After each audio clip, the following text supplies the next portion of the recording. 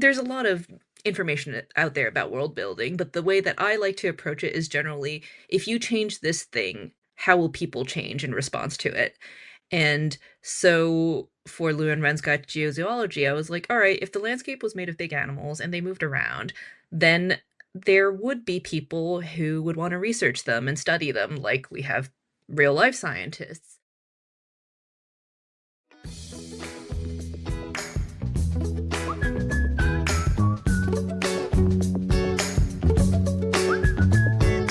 Ho, ho, ho, ho.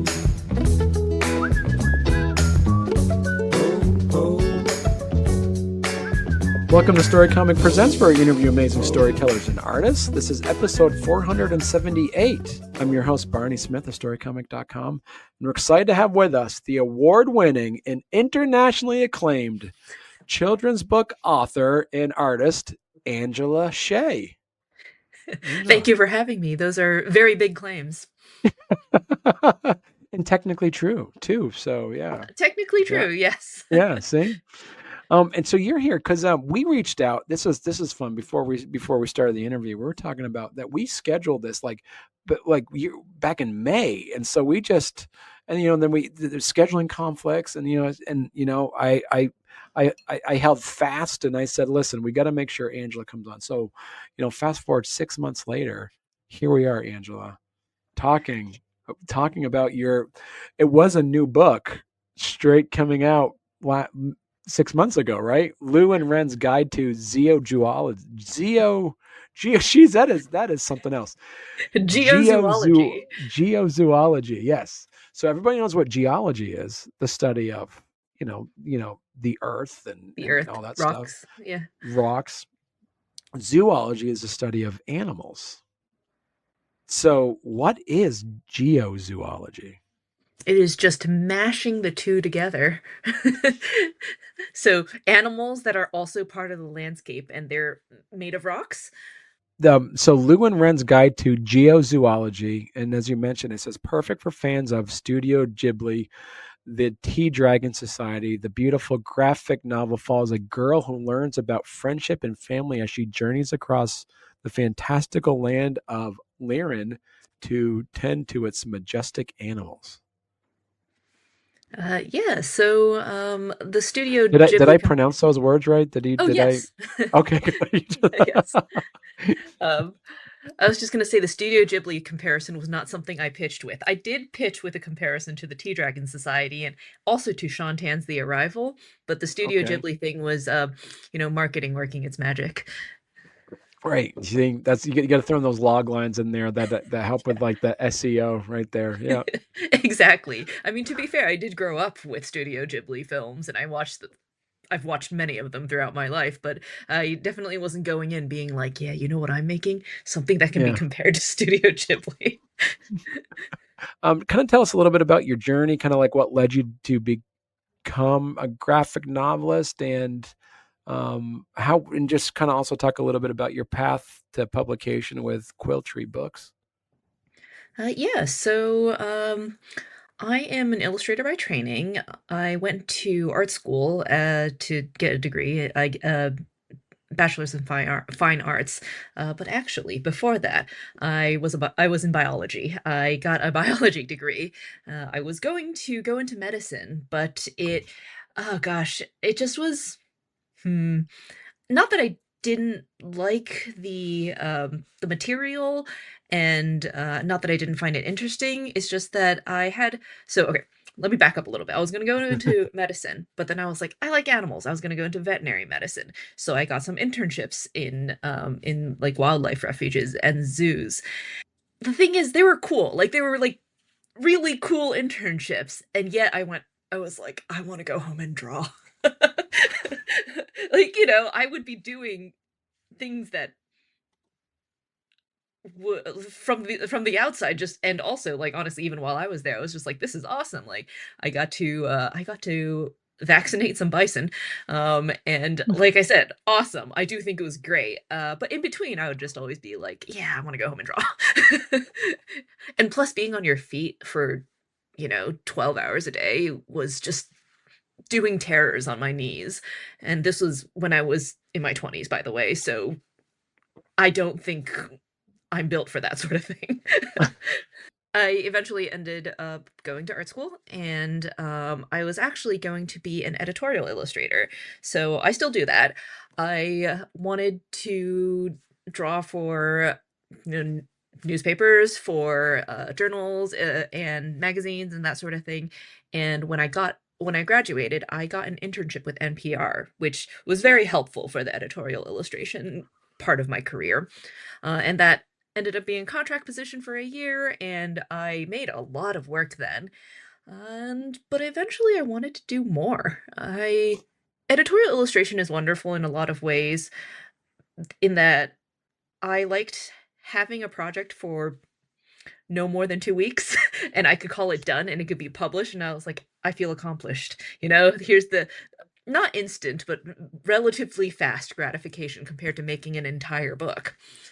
And but in the end, I wanted more out of it. I wanted more out of illustration. There's only so much you can say with one illustration, and I was illustrating for articles that other people had written, and I just I wanted to tell stories for a very long time, even if I put that aside for a while I was focusing on my academics and on other things, and that sort of came back at some point.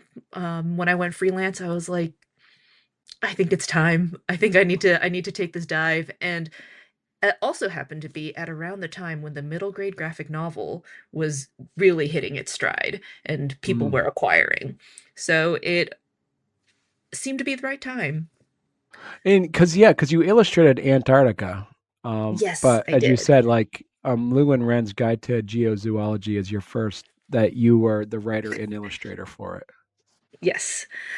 I had, during my time at NPR, one of my co-interns, who you may know if you're in the graphic novel space, Deb Lee, Hmm. they introduced me to their agent, and that sort of really got things going, where I had ideas in the back of my mind, but once I was introduced to a literary agent, I was like, oh, maybe I should actually make the thing. And um,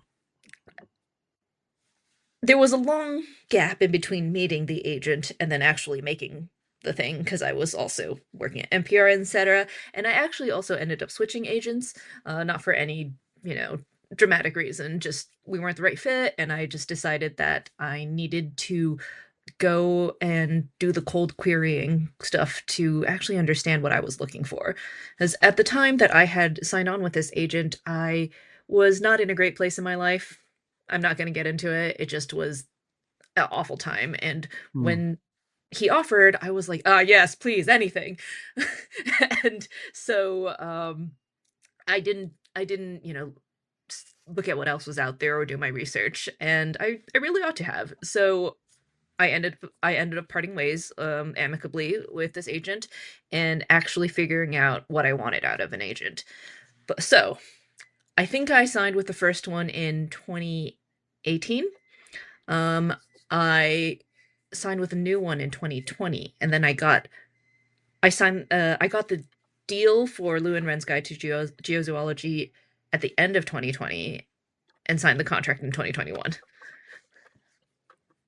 How did you come up with the idea of pairing fantasy creatures with scientific field work? I think that's some of the most gorgeous things about the book. Thank you. It sort of felt inevitable that that would be one of the first things that I put into a book, to be honest, given my background. So I always loved reading fantasy growing up. That would be the first thing I would reach for in any library or bookstore. I would go to the fantasy section and see what was there. Mm. And like I said, I have a background in biology, and I know that animals are going to feature in pretty much anything that I do in whatever capacity.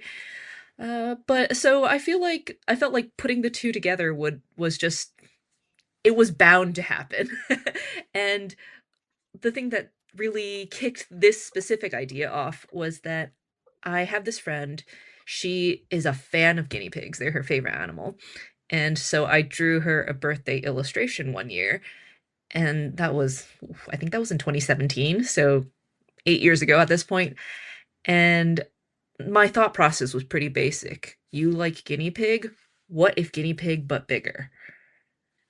And so I drew a a guinea pig the size of a mountain with this little character climbing up its back. And I also thought it would be fun to pretend like this was a real place. So I wrote a little description of it as if it were a national park postcard you would find in the gift shop or something like that. And yeah, that really kicked it off. My friend loved it, and it turns out a lot of other people did love it too. And so I started making a series of these like big animal landscapes. And my initial thought was not to make it a graphic novel. Sort of figured I would make a calendar, like the Audubon calendars where they have the birds and little facts about the birds. Mm. Uh, and yeah, I didn't really plan to make it a book. I was like, these are just fun illustrations. And they became so much more, especially after I started talking to people in the publishing world. And then I thought maybe I would make it a picture book. Mm. And then it got bigger. It just kept getting bigger. And like I said, there was a moment where I also realized that, oh, the middle grade graphic novel is really hot right now. Maybe I can turn this into a graphic novel. And so that's sort of the origin story. Well, hey there. If you're enjoying our podcast, don't forget to subscribe on YouTube or leave us a 5-star review on your favorite podcast platform. Your support means the world to us and helps us keep this show going. We love hearing from you, so any feedback is welcome. And thank you for being a part of our podcast family and for all your support. It truly means a lot to us. Is there a symbolism or role of the giant animals in the story? Do they represent anything to, well, either you as the the creator, or do they represent anything to, say, Lu and Ren? They're they're basically a way to show how wonderful and big the world is. I There's also a part of it that I will admit is that if I'm gonna have to draw 250 pages of this thing, I better make it something I really want to draw. So I really, really wanted to draw these big landscape animals. And I've always been a fan of thinking of how people would interact with this world. Um, so there's a lot of information out there about world building, but the way that I like to approach it is generally, if you change this thing, how will people change in response to it? And so for Lu and Ren's Guide to Geozoology, I was like, all right, if the landscape was made of big animals and they moved around, then there would be people who would want to research them and study them, like we have real life scientists. Hmm. And this aspect of someone going out and researching, but having to travel a long distance, sort of melded together with this other idea that I had floating in my brain at this point, where I was thinking about growing up as, a member of the Taiwanese American diaspora and this physical distance that I have between myself and my grandparents. And one of the things I love about fantasy is that you can take these real life problems and make them even bigger, right? So that was also part of it, where it's just, okay, so Lou's grandma, who is a central figure in this book, has a very rich, very exciting life, but Lou can't really understand all of it. Um, so grandma goes off to study these creatures, and she, in many ways, to Lou, becomes a sort of mythical figure where she's out there doing amazing things in these amazing places and learning about these incredible creatures, lands, everything, and she can't really, and Lou herself can't really touch this. And so, circling back to your original question, I think it is both the wonder of the natural world and also something mysterious and a little untouchable about it. But that doesn't mean that the people of this world aren't going to try. Your book kind of mixes fantasy with with some real world emotional depth. How did you balance those two elements throughout the narrative that you created? Ooh, well, I hope I did it well. I think those two go hand in hand. Hmm. I think that the reason I set this in a fantastical world was to make things feel bigger, right? Hmm. I am thinking about how when you're going on a hike, let's say, and there's this portion of the hike that is getting there, and it's really hard, it's really sweaty, your feet hurt, and there's a moment where you suddenly come across this incredible natural vista. And that is something that I find a little hard to get across if you're not there in person, right? Hmm. But I think that if I add, for example, a herd of giant guinea pigs in here, and I can put that in a spread and make that like and sort of and work in the correct pacing and the page turn, you'll open it and you'll see something incredible and unexpected. Hmm. So I'm hoping that that sort of emotional reaction comes across when I add a fantastical element to the story. Right. Was there any particular moment or conversation in the book that you found especially that was either moving or like difficult to write that you're happy to put it out on paper? Ooh. I think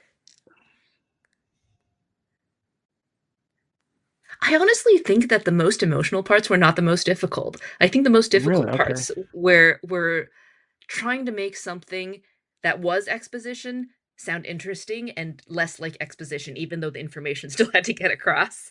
But for the really emotional moments, they were my favorite to write. I There is a point about two-thirds of the way through the book where inevitably Lu and Ren get into a fight.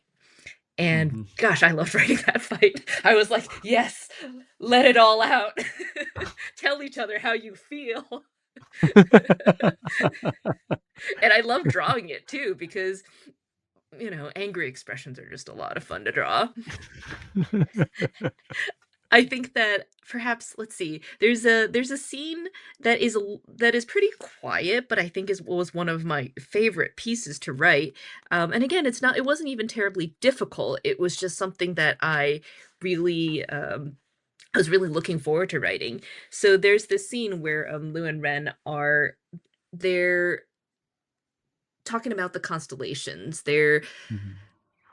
in their sleeping bags looking up at the night sky, and they're talking about the stories that they've heard that they've heard from their parents and their grandparents about the various constellations that they see. And both Lu and Ren are meant to be the fantasy equivalent of Taiwanese American. And I thought it was really fun to tell different stories. So they're seeing the same stars. They're seeing the same constellations, but they have different stories that they associate with them, and they're arguing about which one is the correct version. And I just really like that because I thought that was a really important scene to include, even though it's what is it? It's like 6 pages. Because even despite being part of, the same with quotation marks diaspora, you still have a variety of experiences, and the stories that you tell are not necessarily the same. And I just really enjoyed coming up with a mythology that was similar but different. So in this case, it was about they're telling a story about a tiger, and one of them is like, "Oh, the tiger's good, like it helped defend the people," and the other one is Mm. just like, "No, this tiger tore a hole in the sky and caused a flood. What are you talking about?" And then the hero Feng Ying had to come in and defeat it, and so they're having a good-natured argument about this, but it's still a very passionate one. And it sort of reminded me of the times that I would talk to my you know Chinese and Taiwanese American friends, and we'd heard different versions of various stories growing up, and partially because our memories were probably making things up, and partially because we just heard different ones because we've heard them from different people. And everyone gets really heated about it. It's kind of fun, but not in a, Mm, in a friendship ending way. Just no. What version did you hear? How could you possibly think that's how it went? And we're talking about like myths, right? right. Things that didn't actually happen. Who are the main characters in this? Is it Lu and Ren, or is it the world that you created? Oh, that's always a fun question. Um, I, I still think the main character is Lu and Ren, but I do love Place's character, and I think I kind of interpreted that super literally when I made the place an actual living creatures. Hmm, Um, I think the story wouldn't happen without the landscape being what it is with the giant animals, but I still think that at the core of it, Lu and Ren are the main characters of this tale. right. Now, do you see yourself coming back and do you have more stories to tell in this world, or you told your story and you want to go on to other projects? For now, I'm moving on to other projects. I leave it open to have more stories in this world, but right now, I definitely want to work on something else. It took me 3 years to make this, and I do this Wow. full time. Yeah, it took a while, and so I'm ready to take a break from it, to be honest. I love it. I think there's a possibility they'll do something in the future, but at the moment, I'm like, something else, please. Was there any like visual Easter eggs or nods in the artwork that readers might miss on first read then as well? Oh yeah, there's a few. I guess so this particular page, Lou is leaving on her journey and she's basically putting together her packing list. And Okay. if Oh, you'd whoops. gone to school with me at I had there was a particular class I took at RIS. Oh, I'm going to put this back up at RISD. I went to the Rhode Island School of Design, and one of the teachers had an assignment where we were supposed to draw our packing list. And so, if anyone is from RISD and had Fred Lynch as a teacher, they would recognize this page. They're like, "Oh wait, you cribbed that from an assignment," and I'm like, I sure did. It was a great assignment." And my teacher Fred actually saw this page online and was like, "Wait a minute." What do you hope middle grade readers take away from Lou and Ren's story? I think that there are a few things. Mm, I wrote it that for many different audiences, in the middle grade sphere. So overall, I hope that people that the middle grade audience, they remember the splendors of the natural world, about how wonderful and wide it is, and about how you can use your own problem solving skills to learn things, and that there's always more out there. The world is very expansive and very large.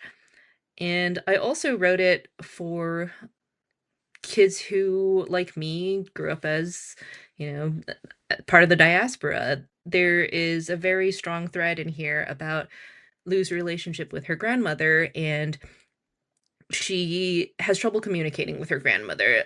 Like me, she is someone who can speak it relatively speak her grandma's mother tongue relatively fluently, mm. but can't read it. That's one of the quirks of Chinese. It is very difficult to learn how to read, even if you can speak it very well. So the idea that she is always striving to communicate with her grandmother in a way that she can't quite grasp, but the fact that even despite her struggles, she can still find a way to connect with her grandmother despite the distance between them in both, the physical sense and the emotional in the linguistic sense. They can still connect in some ways by finding what the other person loves and just knowing that there are some things that transcend language. Now, if people want to learn more about you and your work, Angela, where's the best place they could go to? So the best place to find me is probably just my website. It is Okay. www.angelahh.com. And I also have a newsletter, which is, yes, as you can see, it's the second from the right. You can keep up with me there. I am nominally on social media, but we all know how that is nowadays. You might not even see the things I post if you follow me. However, I am on there on Instagram and Blue Sky at Hsieh, which is spelled HISIHEYAH. I'm too attached to it to change it at this point, but I know it's hard to spell. And so if people want to read Lu and Ren's Guide to Geozoology, the first thing they could do is probably ask their local library to Yes. order it. And then from there, they could probably pick it up at any local bookstores as well. Yes, I always Yeah. encourage your local indie, bookshop.org. Let's not talk about the other ones because you know where to find them. And the library, please request it at your library. We underutilize our libraries and you should go more. That's right. Yes, absolutely. When your next project, come back on, we'll talk more. And then I had more questions, but we're ran out of time. So Oh my gosh, that kind of flew by. I know, didn't it? Yeah. Well, I am working Yeah, on a second book. This is part of a two-book deal. It is, like I said, not going to be a sequel because I need a break, but I'm going to do another middle grade graphic novel, same length, full color. So I'll disappear for another 3 years before I come back on. excellent. Well, thank you so much, Angela. Well, thank you. And again, thanks for being flexible with your rescheduling. I'm glad we eventually got here 6 months later. That's right.